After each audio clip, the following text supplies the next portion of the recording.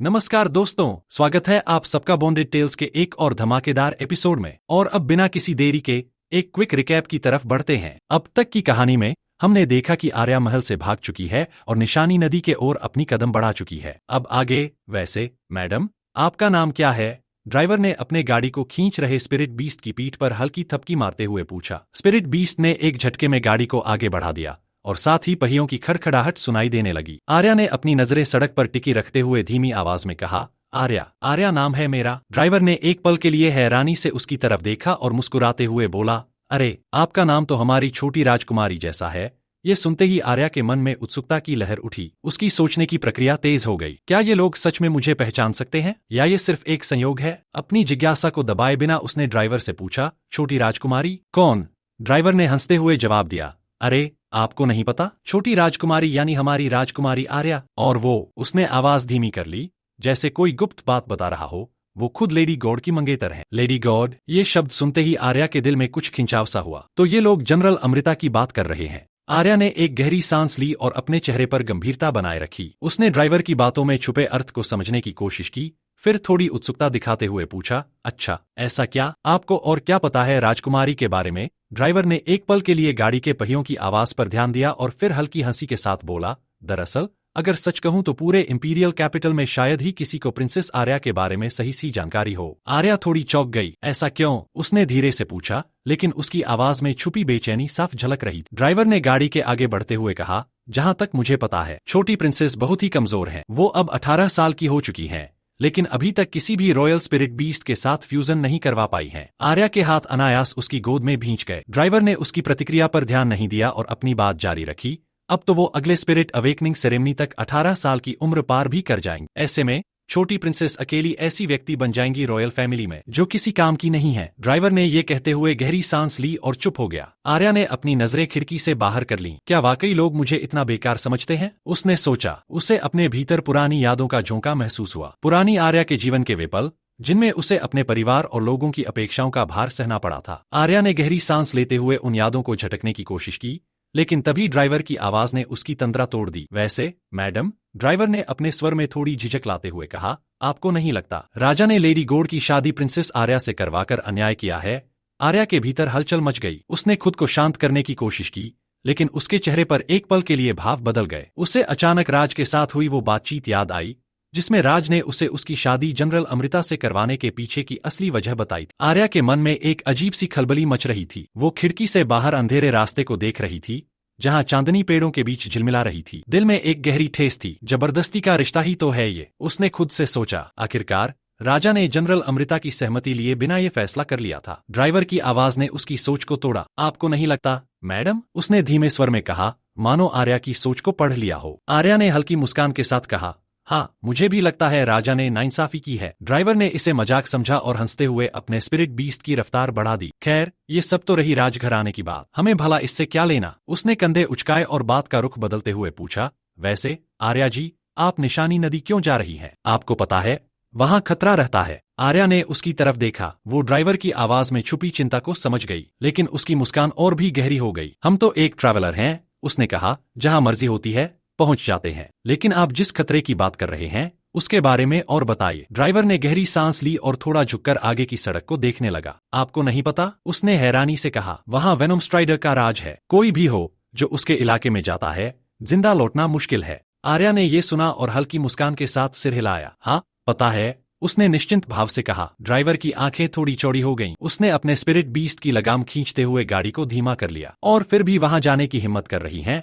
आर्या ने जवाब में कुछ नहीं कहा। उसकी आंखों में आत्मविश्वास की झलक थी। उसने खिड़की से बाहर झांकते हुए गहरी सांस ली। ड्राइवर की बातों में चिंता थी, लेकिन आर्या को इसकी परवाह नहीं थी। ड्राइवर ने गाड़ी की रफ्तार फिर से बढ़ा दी और बुदबुदाया, आप तो वाकई में साहसी लगती हैं, लेकिन मेरी मानिए वहां जाने से बचना चाहिए। आर्या अब उसकी बातों को ध्यान से सुन रही थी। उसके दिमाग में पहले से ही वेनम स्ट्राइडर का जिक्र और निशानी नदी की खतरनाक कहानियां घूमने लगी। गाड़ी अब घुमावदार रास्तों पर बढ़ रही थी। अंधेरी रात में केवल स्पिरिट बीस्ट की गुर्राहट और पहियों की खड़खड़ाहट सुनाई दे रही थी। ड्राइवर ने बातों का सिलसिला जारी रखा। उसकी आवाज में धीमा सा डर और रहस्यमय उत्सुकता घुली हुई थी। वैसे निशानी नदी में वेनम स्ट्राइडर के अलावा एक और बड़ा खतरा है। उसने गहरी सांस ली और आगे कहा, वो है कसाई। आर्या का ध्यान पूरी तरह से उसकी तरफ खिंच गया। उसने ड्राइवर की बातों को और गंभीरता से सुनना शुरू किया। मुझे सुनने को मिला था, ड्राइवर ने धीमे स्वर में कहा, कि कसाई चौथी राजकुमारी को मारने आए थे, लेकिन अच्छी बात यह है कि समय रहते तीसरे राजकुमार ने उन्हें बचा लिया। आर्या के दिमाग में हलचल मच गई। उसने अपनी आंखें हल्की सी मिचमिचाई,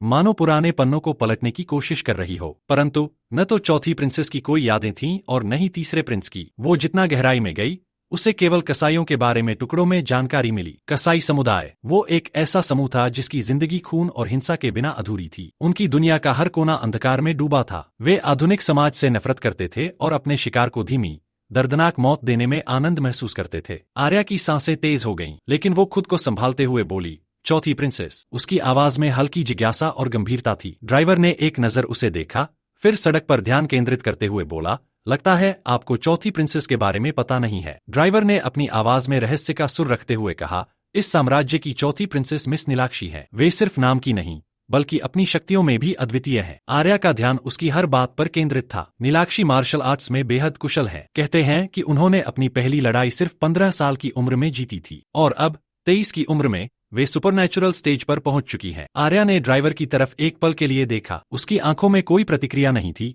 लेकिन भीतर की हलचल को छुपाना आसान नहीं था। उसने कुछ नहीं कहा, बस सुनती रही। ड्राइवर ने हल्के से मुस्कुराते हुए कहा, और यही वजह है कि लोग उनका नाम लेते वक्त आदर और डर का मिश्रण महसूस करते हैं। उनकी कहानी पूरे साम्राज्य में मशहूर है। गाड़ी अचानक धीमी हुई और ड्राइवर ने कहा, लीजिए, हम आपके मंजिल पर पहुंच गए। आर्या ने खिड़की से बाहर झांका। सामने एक गहरी, रहस्यमय जंगल की दीवार खड़ी थी। बड़े बड़े पेड़ों की शाखाएं एक दूसरे से उलझकर एक छतरी जैसा ढांचा बना रही थीं। रात की हल्की ठंडक में जंगल से आने वाली आवाजें और भी डरावनी लग रही थीं। ड्राइवर ने गाड़ी रोक दी और उसकी ओर देखते हुए कहा, जंगल को पार करने के बाद ही आपको निशानी नदी मिलेगी, लेकिन संभल कर जाना मैडम। ये रास्ता जितना खूबसूरत है, उतना ही खतरनाक भी। आर्या ने दरवाजा खोला और नीचे उतर आई। उसके बूट गीली जमीन पर हल्की आवाज के साथ टिके। उसने अपनी लंबी जैकेट ठीक की और जंगल की ओर देखा। उसकी आंखें स्थिर थीं, जैसे वे जंगल की गहराई में छुपे खतरे को भांपने की कोशिश कर रही हों। ड्राइवर ने अपना सिर हल्के से झुकाया, फिर गाड़ी को मोड़ते हुए कहा, आपका सफर अच्छा रहे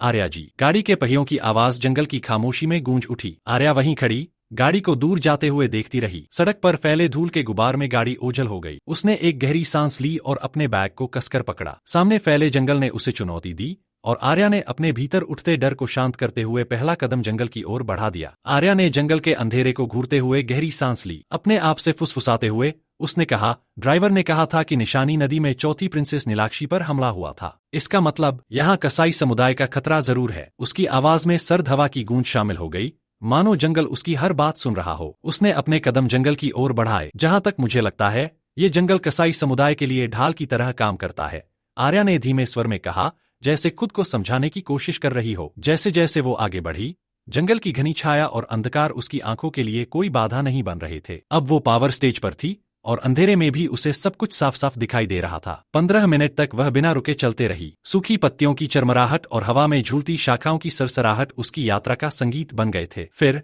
एक विशालकाय पेड़ ने उसका ध्यान खींचा। वो रुक गई। आर्या ने अपनी पैनी नजरों से चारों ओर देखा, हर कोना, हर छाया को जांचा। अच्छा है, यहाँ कोई नहीं है, उसने धीरे से कहा। वो झुकी और अपने बैग की चेन खोलकर अंदर से एक कागज निकाला। ये साधारण कागज नहीं था, बल्कि एक ऐसा नक्शा था जो सिर्फ निशानी नदी तक पहुंचने का रास्ता दिखाता था। उसने उसे सावधानी से खोला। नक्शे पर उंगलियां फेरते हुए आर्या ने हल्की आवाज में कहा, नक्शे के हिसाब से मैं अभी जंगल के बाहरी हिस्से में ही हूँ। अब मुझे यहाँ से सीधे दाहिनी ओर जाना होगा। उसकी आंखों में एक चिंगारी सी थी। उसने नक्शे को फोल्ड किया और उसे बैग में रख लिया। आर्या ने अपने कदम फिर से बढ़ा दिए। आर्या जंगल के पथरीले रास्ते पर धीमे कदमों से आगे बढ़ रही थी। सूखी पत्तियों की चरमराहट और सरसराती हवा का संगीत उसके कानों में गूंज रहा था। अचानक उसकी नजर सामने से उठते धुएं पर पड़ी। ये कुछ ही दूरी पर था, झाड़ियों के उस पार। उसकी चाल रुक गई। उसने अपनी भौहें सिकोड़ी और बुदबुदाई, ये धुआं, लगता है वहां लोग हैं। आर्या के चेहरे पर हल्की शिकन उभरी, मानो वो स्थिति का अनुमान लगा रही हो। उसने अपने भीतर साहस बटोरते हुए हल्की आवाज में खुद से कहा,